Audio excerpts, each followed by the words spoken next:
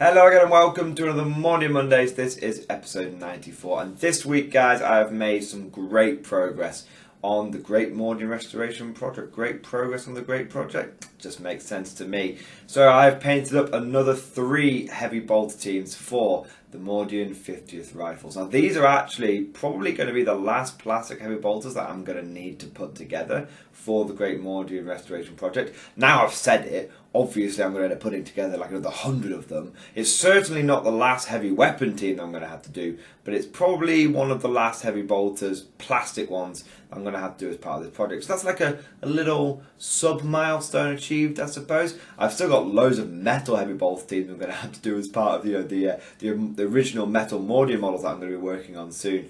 But for now, in terms of plastic heavy weapon teams, this is going to be the last of the plastic models that I'm going to be working on for a while. You see, after this, we're going to be looking at some original metal Mordians. But before we talk about that, let's take a look at these models. So, these are made from a combination of Anvil Industry bits and Games Workshop bits. Now, the heavy bolters, the gun shields, the ammo, all that kind of stuff, that is from Games Workshop. It's your normal Games Workshop stuff.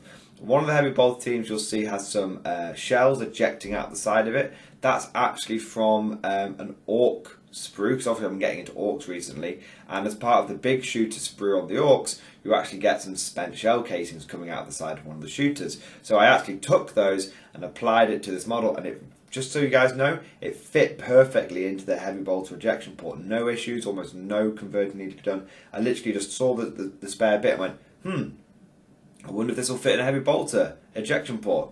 Boop. Oh, it did. Fantastic. So that's a nice, really simple little conversion, but I think it adds a bit more life to the model, so it's literally just pouring out a burst of heavy bolter fire. And then in terms of the Anvil Industry bits, what you've got is the legs, the body, the epaulets, the arms, and the head, and the backpacks. Now, some of the models that don't have backpacks, which have got just the usual belt equipment around the back of them, that's also Games Workshop bits. But what's really cool about these models is I actually got the chance to use some of the Anvil Industry parade ground bits. Now normally from Anvil I just use like the heads because I've already got plastic alien bodies, but this was actually an opportunity to use the full parade ground bits. And what I did with them is I got the legs, and they actually do heavy weapon team specific bits. That's the really cool thing about this. This is what I want to try out with them. So I bought the heavy weapon team bits, and you get ones that are sitting down normally and ones that are kneeling, and you can use a nice little combination of the two of them, and it makes for some different looking heavy weapon teams, to be honest. You can get different crates for them to sit on. So some of the crates that they go on like your classic sort of wooden, sort of World War II military style, crates that you sort of crack open. Or maybe you could think like the crate. Have you ever seen the film Zulu? I mean, of course, most Guard players have seen the film Zulu, right? Have you ever seen the film Zulu, where they're cracking open the ammo crates and handing out piles of ammo to the soldiers? It's like that kind of ammo crate. And then the other one, which you can see on this model here that the guy's sitting on, that's actually a more modern ammo sort of crate that he sits on. Now, the wooden ones, obviously, I just painted more and fine brown. That's fine. For the other ones, the more modern ones, I was tempted to maybe do like metal on the bottom and then like a brown or tan cloth that's over the top of it. But in the end, what I decided was that's a lot of work, and I'm trying to, whilst these are meant to be the best models I can possibly paint, I'm also balancing that with speed, because I want to get these models done in time and also be able to go to the tournament and whatnot. So because I went to LGT this weekend, so I thought, I'll just paint them brown. And the other reason I thought was I want this to be consistent, and I don't when people are looking at the models, what I want them to see is, oh yeah, brown crate, easy. That actually adds a level of cohesiveness to the models, and so and keeps things consistent. And when which is very important when you're working with like a mass infantry force, you need that consistency. One of the problems that I had with the Great Mordian, with the Mordian Rifles in the past, was that the models were not consistently painted. Different shades of white, different shades of red, different shades of tan had been used at various points, and whilst when you put them all together, a lot of those sort of unsimilarities, differences, sort of blended away, you did still just get a general sense of disjointedness from the army. And I really do not want that with this army. One of the biggest things I've been going for with this project is consistency, because I am bringing together models from multiple different generations, multiple different systems. I've got old Necromunda models which I'm bringing in. I've got old Last Chances. I've got old Metal Mordians. I'm combining that with newer kits like Blackstone Fortress stuff. Just in between that in terms of age, you've got the Cadian kits. And then I've also got some of the more modern stuff, like I've got Gaunt's Ghost that I've got to take into account, some of the like Ripper Jacks, some of those other models that I'm bringing in.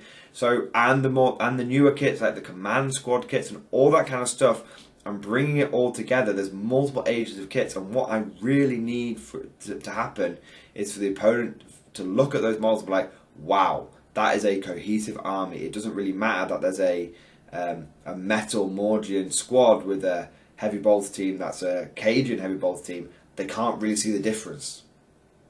You know, that's the effect I'm kind of going for. Really consistent painting, and that's why with this project I've been pretty ruthless when it comes to adding in extra details. Because if I added as my painting skills got better, and I've wanted to add an extra detail, if I've done it like when I did the edge highlighting, the dry brushing, I've gone right.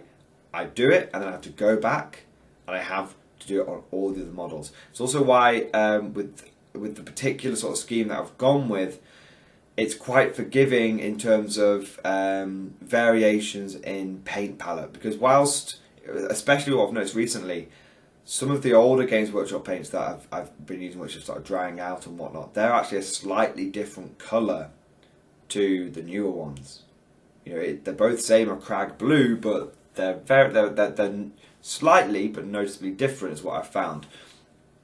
And how I fix that is by using washes and dry brushing to, you know, cover up that sort of tonal difference. But it's just a really key part of this project, is keeping the army consistent.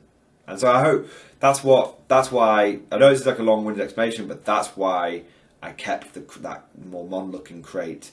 I kept it in line with the wood-looking crate, because I want people to just be able to look at a model and go, that is a crate, that makes sense. That's consistent across the whole army. Bit of a tangent there, but hopefully, you know, you guys, this is sort of meant to be the hobbying side of things, so sometimes I like to get my hobby on and get a bit passionate about that side of the old Warhammers. Now, in terms of how I'm going to use these guys in the Mordian 50 rifles, last week I mentioned about using these guys to free up riflemen so I can form another squad, and that'll help me get 5th platoon sorted. Slight miscalculation on my part.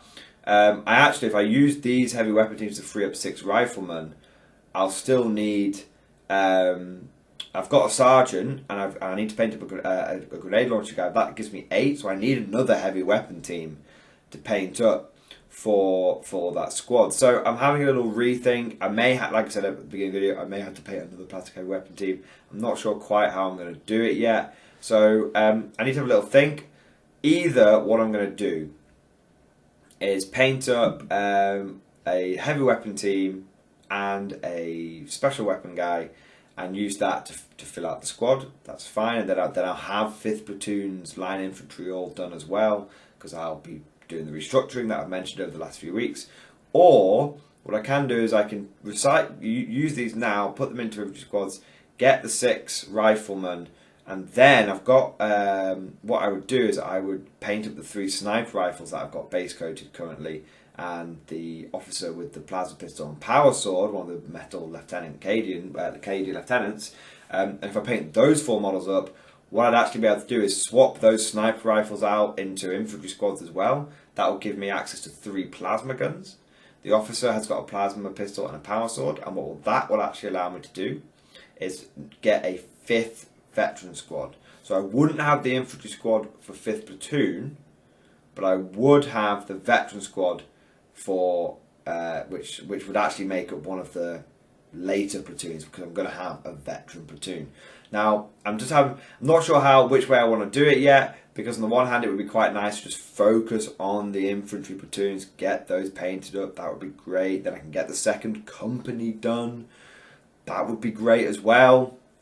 So rather than having, you know, 1st company done, 2nd company almost done, and then a bit of third company done as well. I'd like to just be consistent and do each company, because third company is going to be the veteran company. So we're going to see how it goes. By next week, you'll know, because I will have decided by next week, because it'll be what I'd show up in next week's Mordian Mondays. So let me know what you guys think I should do. Should I go for the extra veteran squad, or should I go for the extra infantry squad, and then via the restructuring I will get 4th platoon finished and 5th platoon finished in one fell swoop? Or do I get 4th platoon finished, get 5th platoon almost finished, leave it, and then paint up 6th platoon, which is going to be an all metal Mordian one, and then at some point circle back round and finish off 5th platoon? I don't mind which way I do it. For me personally, I'm kind of feeling like I should paint up the heavy weapon team and the special weapon guy, get 5th platoon finished, and then I can paint up all the metal Mordians, which I've got stripped down, and that will allow me to get 6th platoon done, and then I'll have the second company finished. And that should be fairly quick, because I can paint original metal Mordians far quicker than I can paint plastic Cajuns, because they're relatively monopose, and also the muscle memory on those guys is even now is so strong. I just paint them almost without thinking. So yeah, let me know what you guys think. I am leaning towards getting that 5th platoon done, but if you guys want to see more veterans, I'll do more veterans. It's whatever you guys want to see. Now, other stuff that's going to be coming out this week, doing a bit of a forward look on the old content, is I was at London Grand Tournament this weekend, and I'm going to be doing loads of videos and content about that stuff.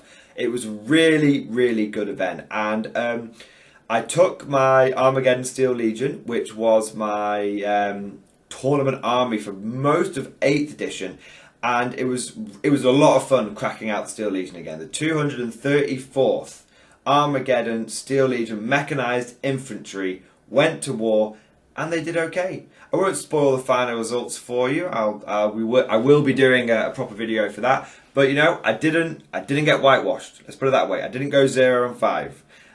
And in fact, my very first game of the day, I knew it was going to be a good tournament when I went to the first game, and because I know some of the tournament organisers for it and the people that were doing the streaming, they said, hey, your first opponent's got orcs, and he's got an amazing orc list, and you've got a really cool guard list, so we want to do like the Battle for Armageddon, so we're going to put you guys, rather than putting you guys like down on a random table, we're going to put you on the top table, live stream it. And it was like, wow, that's so cool. And I spoke to the TOs afterwards, and the people doing the live streaming, the Honest Wargamer, go and check them out. They're doing really good sort of live streaming content. And they said what they'd do is they're going to send me the video file of the game so that I can then put it on this channel. So you're going to see like a proper top-down competitive. You guys know what it is, like when they do it on, like, I don't know what it's called, but where it's the top-down bird's eye view battle report. I'm going to have one of those. Now I don't think there's any audio with it because they were commentating over it. So either I'll get their commentary and I'll just upload the video directly, or if I don't get the commentary and I just get the pure video file, then I'll just upload it and put some commentary over it myself. Either way, and so I can explain to you guys what was going through my head. But you're going to see the proper live stream battle. I'm sure that was really, really cool. So you can look forward to that. I'm sure I probably made some mistakes, but I have to say that was probably one of my favourite games of the whole weekend. My opponent was absolutely fantastic, and it was just a great way to start the event. So that was cool. And other things I want to mention is I'm going to be doing obviously a breakdown of my games and a bit of a tournament overview. Now, what was kind of interesting is the list that I took was my Armageddon Steel Legion, and it was my 8th edition tournament list. And I basically took it unchanged. Obviously, there's been some points adjustments, so I've had to drop some stuff. And some units are now legends and whatnot. But as best as I possibly could, I took my 8th edition tournament army to one of the biggest 9th edition tournaments. Real stress test of that list. And what I was wanting to do is almost use it as a litmus test for power creep, for how the meta has truly changed. Because my list is almost like the control group, right? It's as close as possible to what it could have been in 8th edition. It's the list that went consistently positive, win-loss ratio, RTTs. It went 4-1, GT, one of the last GT debates that I went to. So I took that list and I put it into 9th edition, knowing how the meta changed and whatnot. But I took that and I put it into 9th edition, and it's a really cool test to see how the list performed differently and whether it did better or whether it did worse. I won't reveal that now, but I found it like a really useful experience, because we talk about the meta and we talk about changing lists and armies and whatnot. We talk about power creep, but here's like an actual example of taking like a control group and applying it to a new situation. So that was kind of cool, and I will be doing a video going through that based on my experiences. Of course, I will be doing a game breakdown as well on how the event went and everything. That will be fantastic, and I'll be doing an overall like event review, and that will be part of that video. So it's going to be really good. One thing I would just say, guys, is the list that I took was it was a little bit, and the sort of the attitude that I took to the event wasn't, and I mentioned this in my sort of video that I did before the tournament, and I'll link that at the end of this video. I did go to this event knowing that there was limitations with my list, and also going into this event with wanting a more chilled out, fun experience, because the last few events that I've been to, I've been trying really hard. I've been smashing it with my scions, been getting positive win-loss ratios with my scions consistently, taking on Admech and beating them, taking on Dark Elder, managing to get like a draw and all that kind of stuff. And I wanted to go into an event where I could, use a list that I was very familiar with, but one that I could take the event a little bit more casually, and I could play some more fun games, and I could relax a little bit. So I'm being totally upfront, being totally honest about it. I wasn't, and I wasn't playing totally cutthroat or anything like that. I was playing as best as I could, but I wasn't worried about a few points here and there, basically. And another massive advantage of having a list that I was more familiar with, one that wasn't as intricate as Scions, was way more straightforward, was I was able to have some fantastic interactions, not only with my opponents, but with followers of the Morning Glory channel. I want to say a huge thank you to everyone that came up to me during the event, Gary, Callum, and everyone else who came up to me during the event and said hello and chatted with me, all that kind of stuff. I have never been to an event where I've met so many people from the channel before, and it was just fantastic to finally put names to faces to people that I've seen, commenting on the channel for years. I've met people that have been following the channel for years. I just want to say a massive thank you to everyone. And I really, really enjoyed meeting. I must have met half a dozen people who came up to me and went, "Oh, Mordian Glory," and I was like, "Yeah, it's so cool just being able to shoot the shit with people and just chat and all that kind of stuff." So I want to say a massive thank you to everyone that came up to me. And it was one of the main reasons I took this list, was because I wanted to have that experience. I wanted to, I've had it in the past when I've been really focused and really trying to win.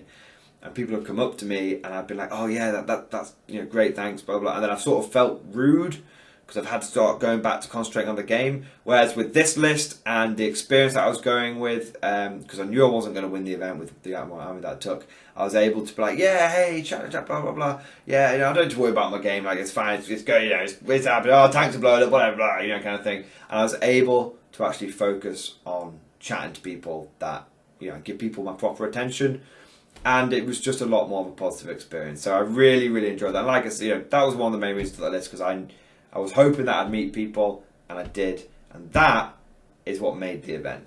That's what made it LGT 2021 probably my favourite tournament I've ever been to, because I got to meet people. I got to meet Morning Glory fans, and that was just fantastic. Anyway, I won't get too soppy. You guys always know I get soppy on the old Mordian Mondays. I'll try and stop it. Anyway, hope you guys enjoyed this video. Hope you're going to be super excited. We're going to be pumping out loads of content, meta watch, how did I do, all this kind of stuff, tournament review, loads and loads of stuff, battle reports, all that kind of stuff. It's going to be smashing out that content, and that's it's going to be I've got a lot of first-hand experience on the meta now. I'm going to be bringing those results back, doing videos on them, and you guys will be able to know what to expect when you're going into your games. And it's going to be good. Hopefully, I hope you guys are going to enjoy it. One other thing to mention is, as far as I'm aware, and I'm not super organised, but as far as I'm aware, I don't think I have any events planned for October. So what I'm going to hopefully be able to do, touch wood, is I'm hopefully going to be able to get more battle reports out. So you guys can see Task Force Icarus in action. You guys can see my competitive Mordian 50th Rifles list in action. You can see the updated tank list that I'm going to be coming out with in action. You'll be able to see it, and you'll be able to see fun games and serious games, competitive cutthroat games and casual beer and pretzel games. And I've only got 2 more events before the end of the year. One of them is a more serious event. It's a singles event, and it's a Warlords one, and I want to do well at that. It's going to be Element Games, I think. And the other one is a very casual event. It's not a tournament, it's a social. There's 5 games, but it's I won't get into it now, and I'll do a video on it when it comes up in November. But it's a really cool event where you go with a team of 3 people and you play a mixture of doubles games with one of your mates and singles games. It's really, really cool. It's probably one of my favourite regular events that I go to. Anyway, hope you guys have enjoyed this video. Thank you for watching, and of course, I'll see you guys next time.